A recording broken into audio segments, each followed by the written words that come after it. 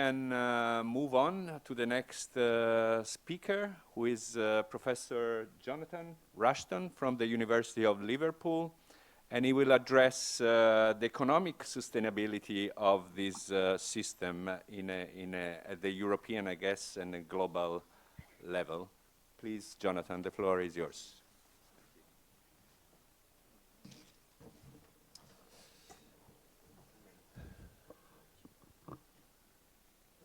Whoops. God. Hang on. What's happened there? Let's go back. So I've stolen all my fire.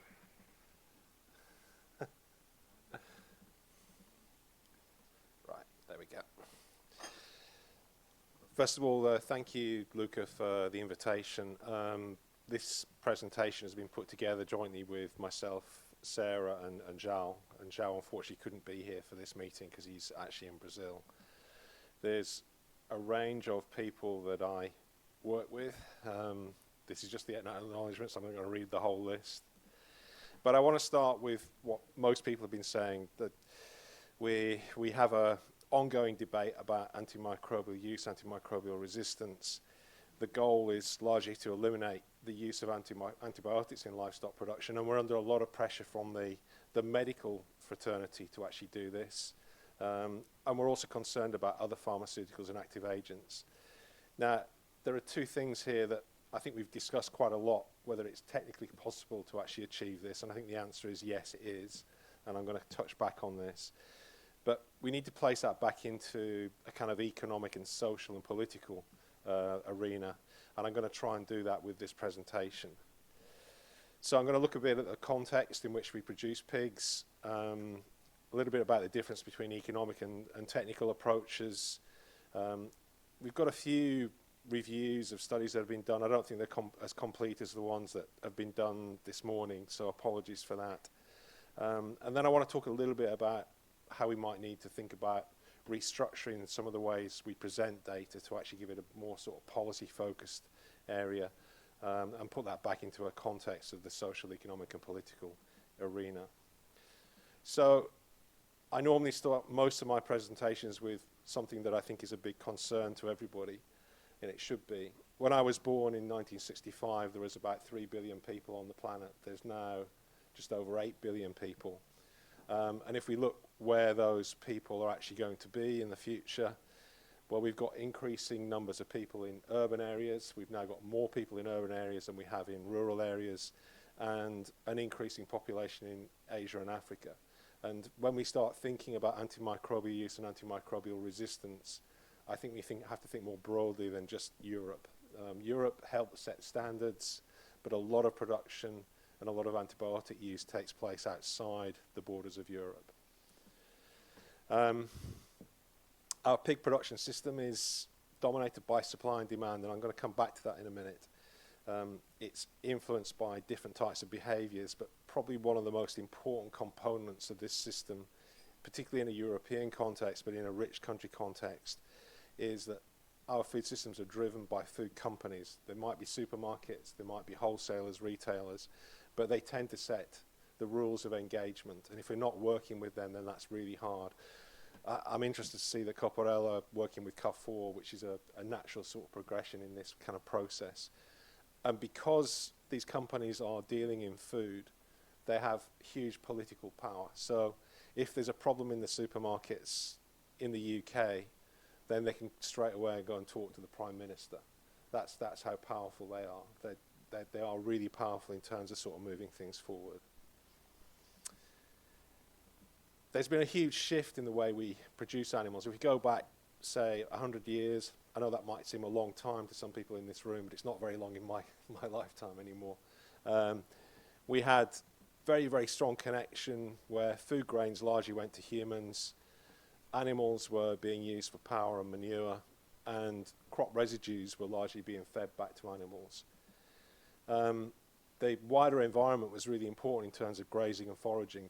Many of the villages in the UK were measured in the terms of the forest mass that was actually harvested by pigs. So they were actually raising pigs in this sense. And we still have some pig production systems in Europe that are based around that forest type system, but they're not as common. Oil crops not that important in a general sense across the world, and our consumption of milk, fat and meat was actually fairly low for good reasons. But in the last 50 or 60 years, we've had some huge changes in the way we've produced food overall. So we've had the Green Revolution, which has changed the way we raise grain, crops. We've then had a surge in oil crop production with soy and palm oils, and more recently livestock. And this has been combined with increasing use of combustion engines and a greater use of chemical fertilizers. What I would say is that this has produced lots and lots of cheap feed grains, lots and lots of cheap oilseed cakes, and it produces lots and lots of cheap food.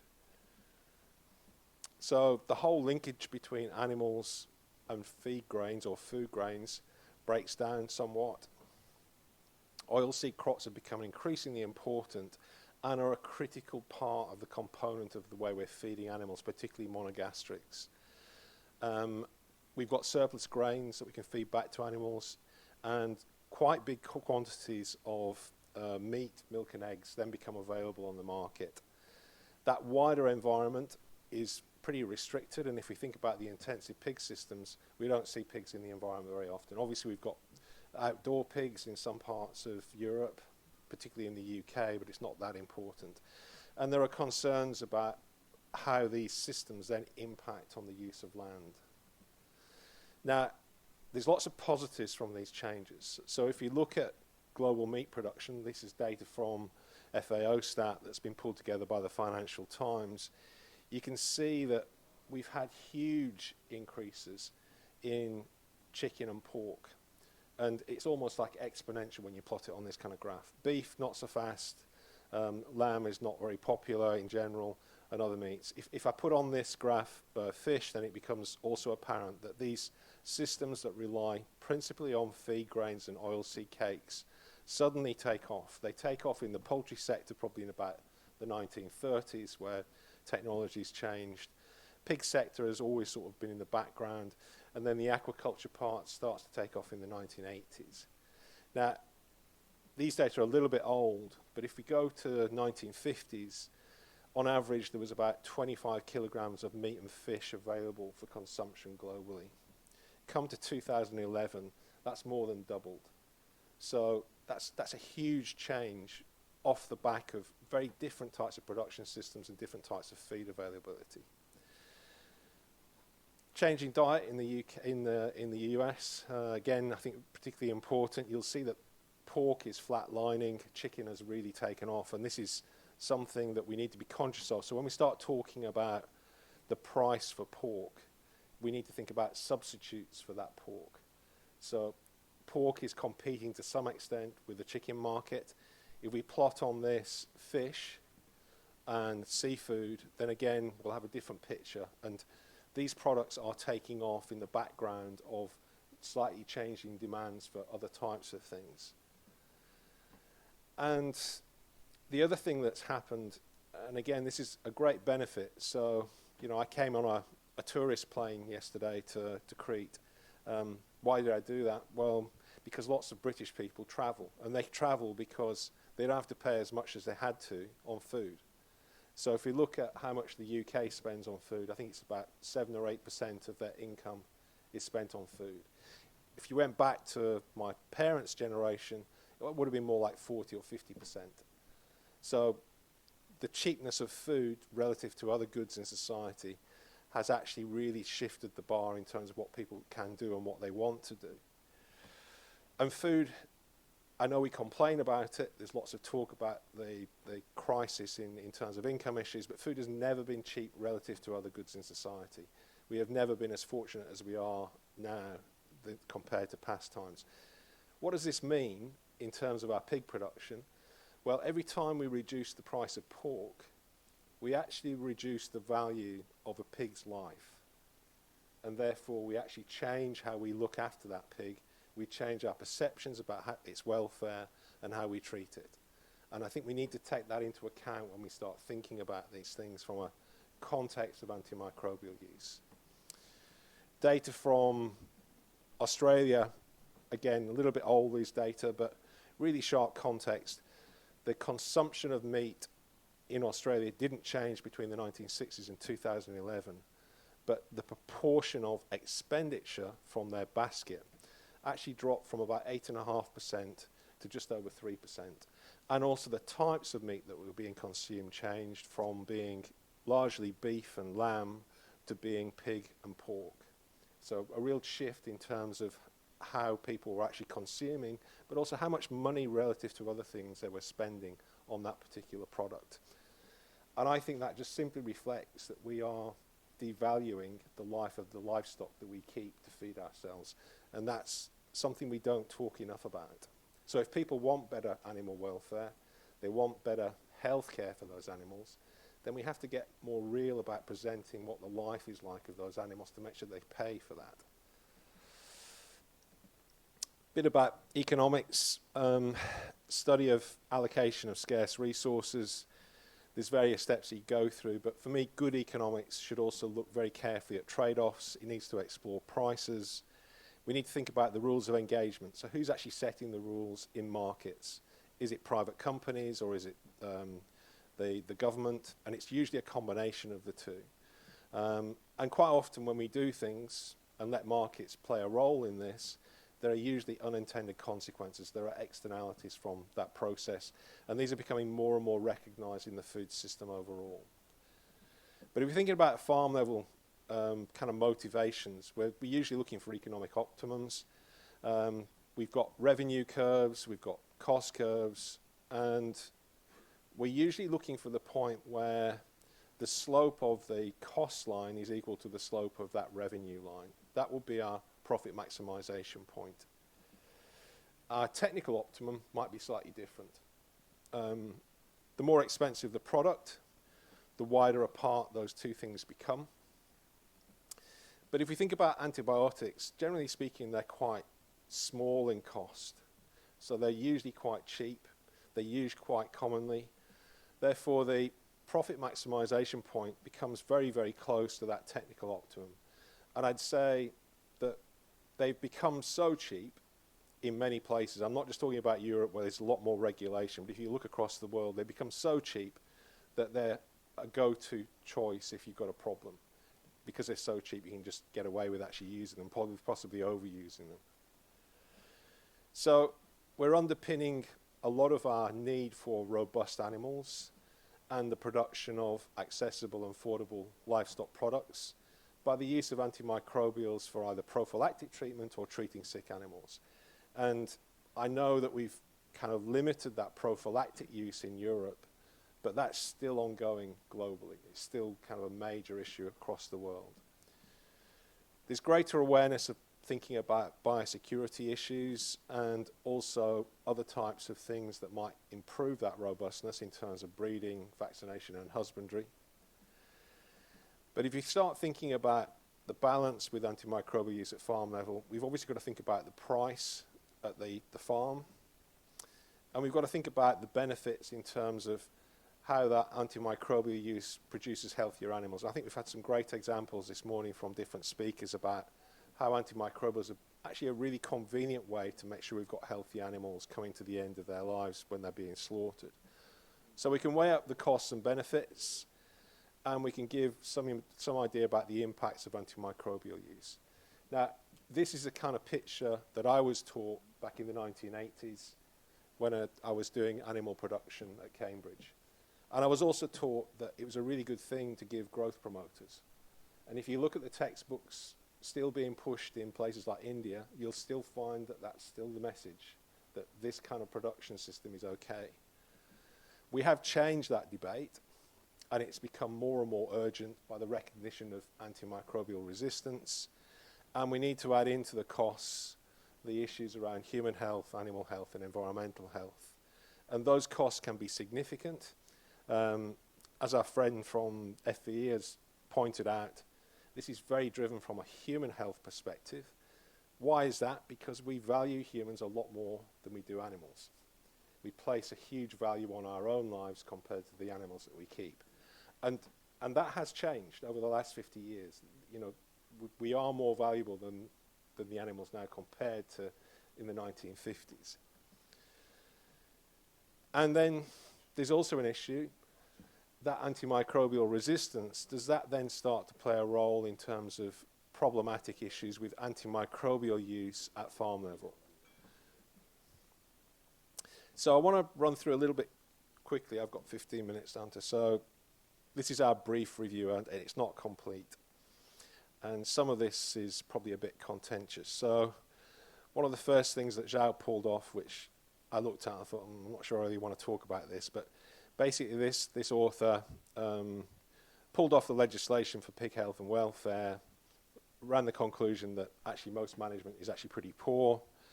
Pigs kept in barren environments, high stocking densities, sow stalls commonly being used, piglets weaned too soon, leading to stress and diarrhea. And these systems in general don't encourage or allow the pigs to be raised in antibiotic-free systems. In fact, they incorporate antibiotics into pig management. Now, I know the French system sort of dispels this to some extent, but as you've heard a minute ago, that's for the top producers. There's probably a lot of producers below that bar that we need to sort of be thinking about how do we manage those groups. Something that I know everybody in this room is kind of familiar with, there's a different level of antimicrobial use across Europe. When does most of that antimicrobial use occur? It's around weaning time. And why does Sweden achieve a lower level of antimicrobial use? Well, it's probably no surprise to anybody, it's because they wean later. And we heard from our farmer that as she increased from 4 to 5 weeks, she had to reduce the number of sows that she was keeping. And that's a big hit. You know, that's a massive hit in terms of her potential income per infrastructure investment. So those changes are quite major. Things that I did probably pre-COVID, when some of this is starting to come out in the wash. So this is around the time when the O'Neill report was published out of the UK. Raman Lakshmi Narayan was very involved in sort of raising the profile of antimicrobial use in livestock globally. And his point was that you don't need to use antimicrobials in livestock. You can get away with just getting rid of them. The whole evidence about growth promotion is poorly based, which it probably is. But then there was US work that put out that said there'd be a reduction in productivity. There's other things that I heard from, mainly from the poultry sector, that if antimicrobial use was reduced or stopped altogether, there will be some significant costs in terms of production. But it was possible. And the conclusions that we drew at that time were that antimicrobial-free systems were very possible in the broiler sector with some caveats, but were much more difficult to achieve in the pig sector. But we've had some pretty good examples of success. The yellow card system in Denmark, I think, has generally speaking been successful. We've got the Netherlands case with a politician standing up and making a target, even though it's not founded on science, sort of pushing the boundaries. And most of those changes seem to have been achieved without too much impact on production and productivity, but possibly put some farmers out of business. I'm not sure that's been properly analysed. The Minipib project seemed to show that there could be a change in antimicrobial use or even total change of antimicrobial use across farm systems without affecting profits too much. And in some cases, profits seem to actually improve.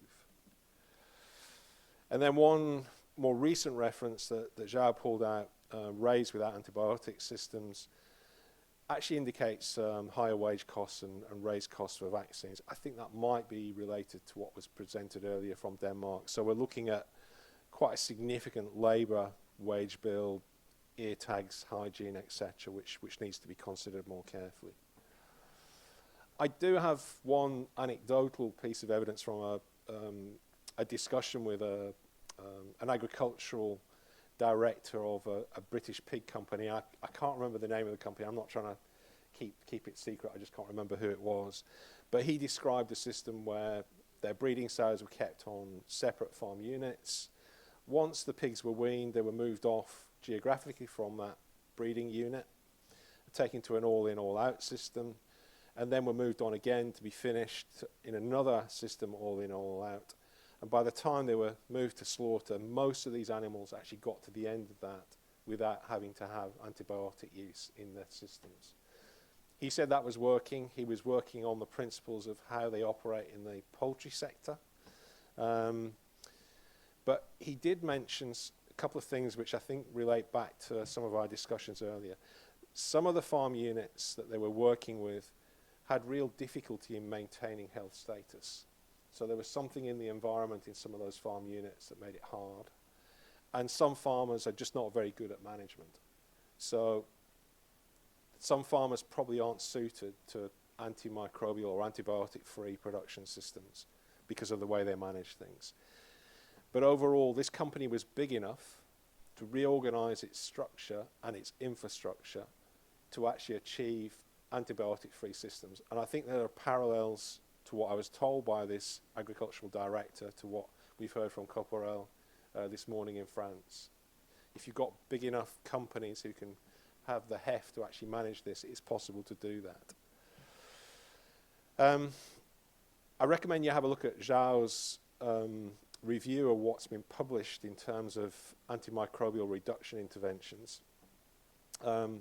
We had hoped to do something. I'm going to explain what it is in a minute, but Zhao looked more carefully at what was achievable and what actually happened with the different interventions.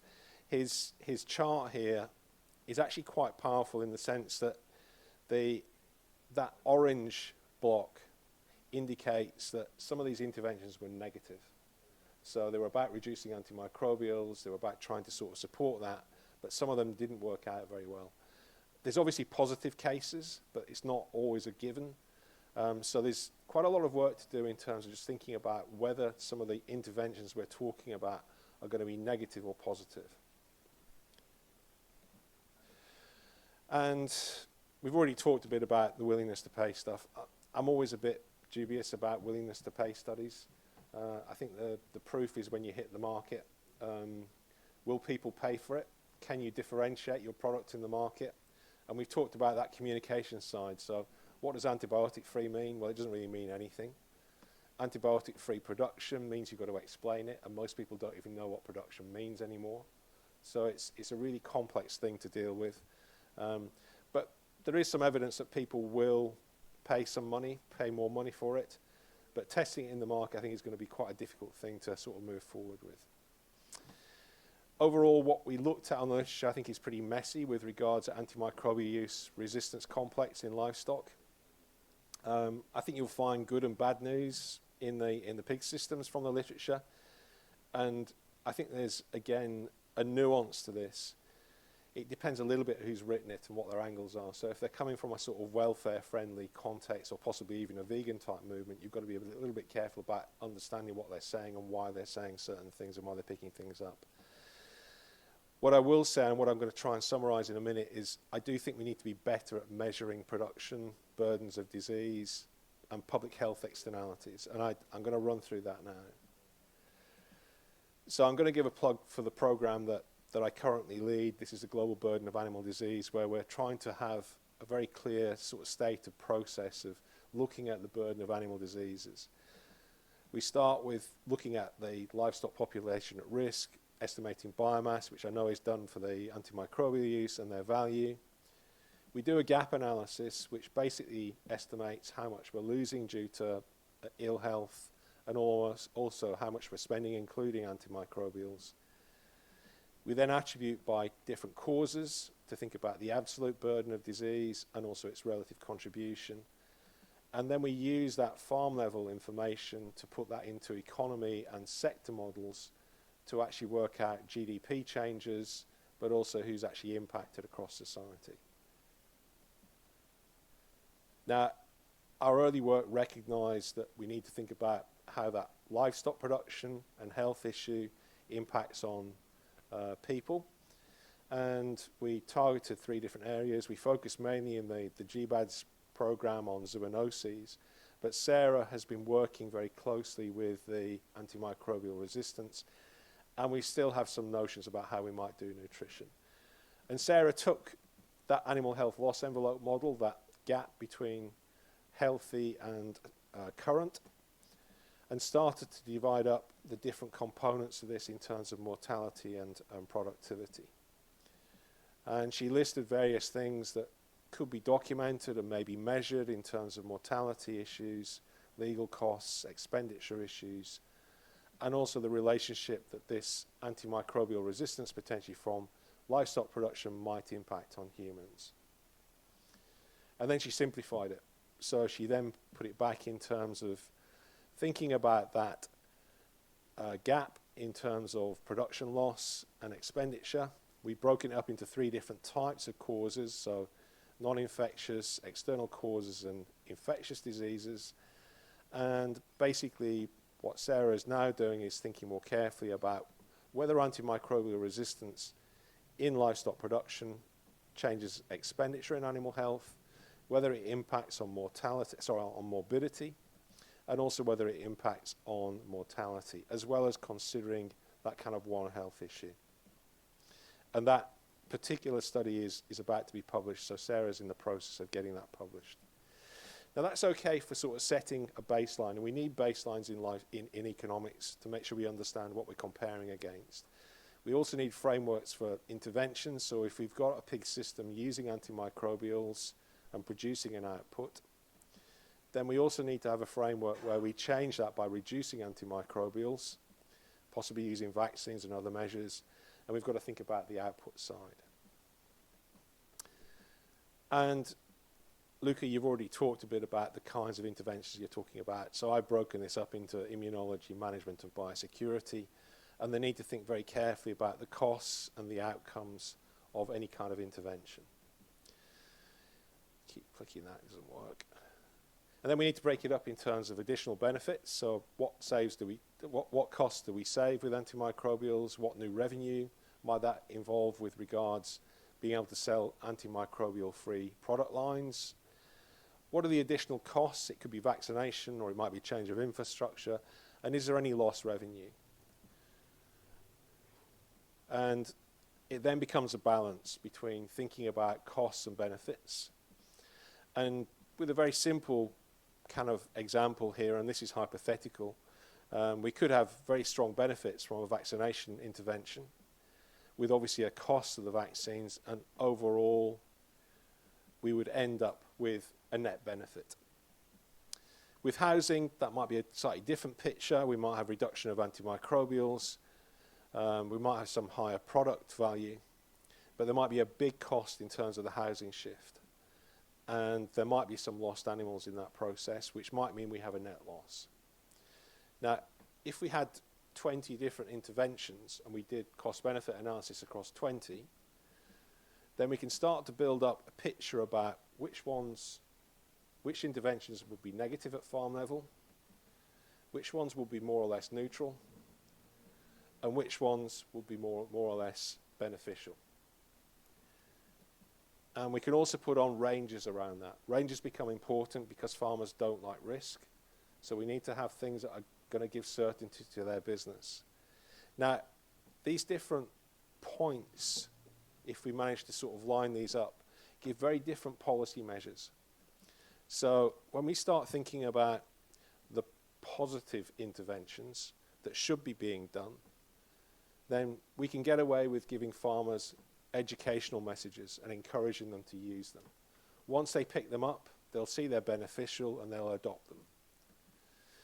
With the interventions that are neutral, again, it's probably a case of giving them education, but it might require some kind of policy around legislation. When we start hitting things that are negative, farmers will not adopt these. They're not beneficial. Why would they bother doing them? That requires policies in terms of thinking about financial support, legislation, and information. Now, people shy away from this because they hear subsidies being paid, etc. But we shouldn't be scared of doing this. We've done it in Europe for decades. We've supported farms in the need to change things through subsidies on buildings or infrastructure, etc. And we should be thinking about those tools more carefully if we're going to move that forward. And then the other thing, which I think has sort of been touched upon, if you think about this antimicrobial use and antimicrobial resistance in livestock, we've got an underlying level of antimicrobial resistance in the environment. Every time we use antimicrobials, we imagine that antimicrobial resistance increases. So we have that background range of antimicrobial resistance.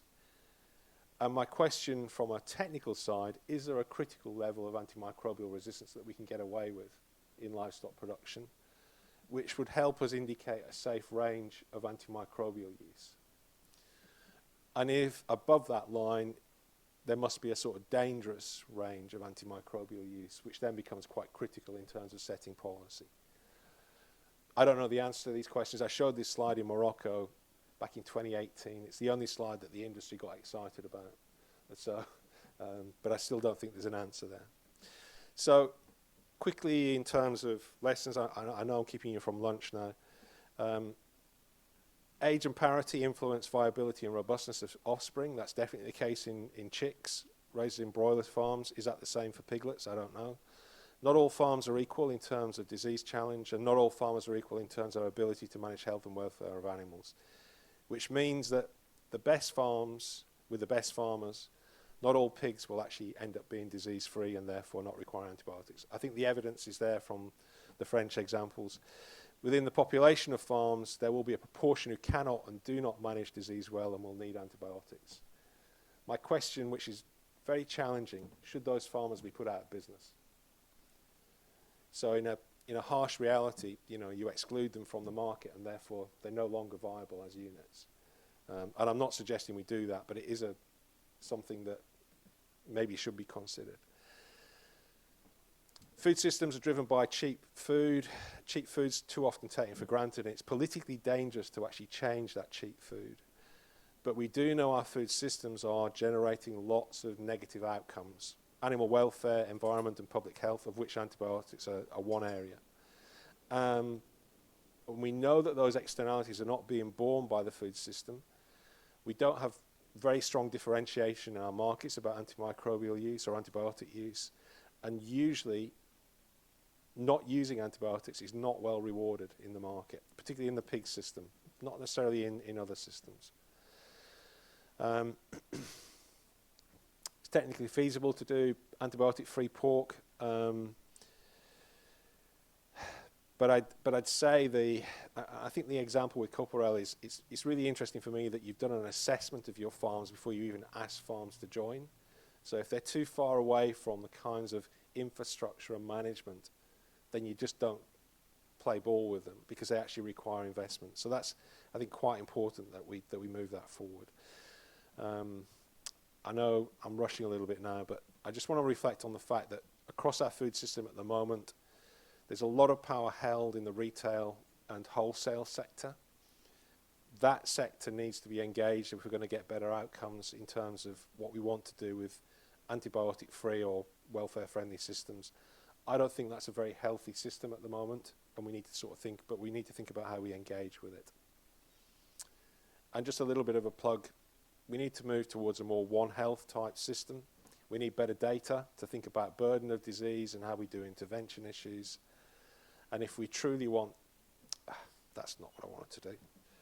If we truly want economically sustainable antibiotic-free systems, the food system needs to change to a One Health framework. With that, I'll finish.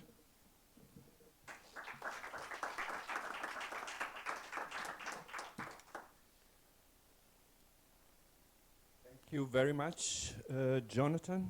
It was interesting also this link between the economical level and the social, political level. So we have now a number of questions at different layers, starting from the farm, moving through the market, the consumers, up to the policymakers and politicians, I would say. So it will be an interesting discussion this afternoon, but there is time for one burning question, if there is any, from the chat. And in the meantime, I apologize again for the technical issues. We have posted the video, a link on the chat of the Zoom, and that works much better. The problem was not only the audio, but also the quality of the video, the slides. So I'm very sorry for that. And please click on the link on the Zoom chat, and the quality will be significantly higher. Are there any questions?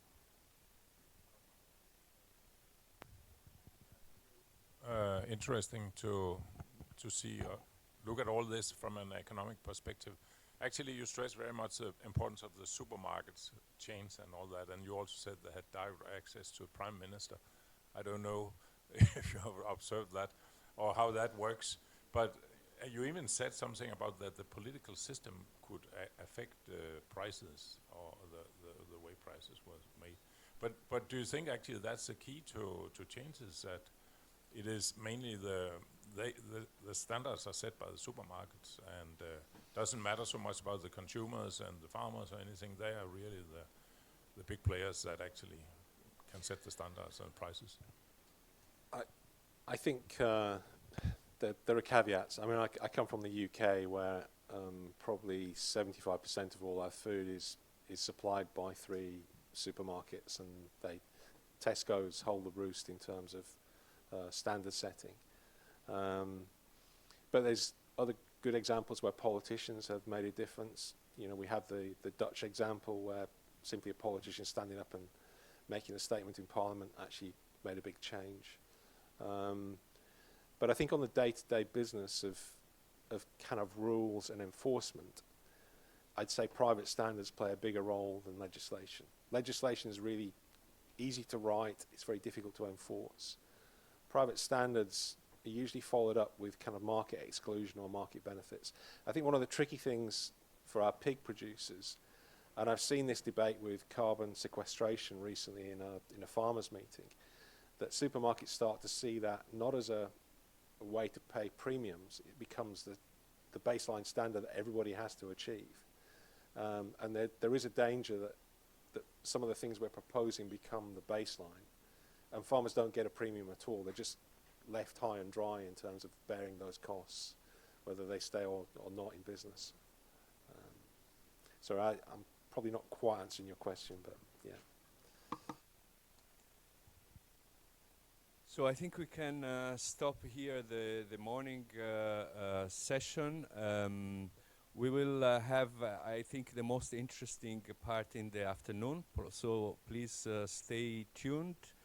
And I have actually a question to the online audience, because as I mentioned at the beginning, one of the expected outcomes of this workshop is a position paper. We have already identified some areas, topics of consensus. So for me at this stage is also important as the project coordinator to understand which stakeholders are present online and would like to participate in the discussion this afternoon. I have a long list of stakeholders who registered, but please speak up if you are interested in the plenary session this afternoon. I can see WOHA, the World Organization for Animal Health, has registered, EMA, EFSA, FIFAC, the Feed Manufacturers Federation, and FVE is of course present here, ICARS, and many others. So it would be good to know who is going to be actively participating in the discussion this afternoon. It's time to speak up now, either writing on the chat or say it.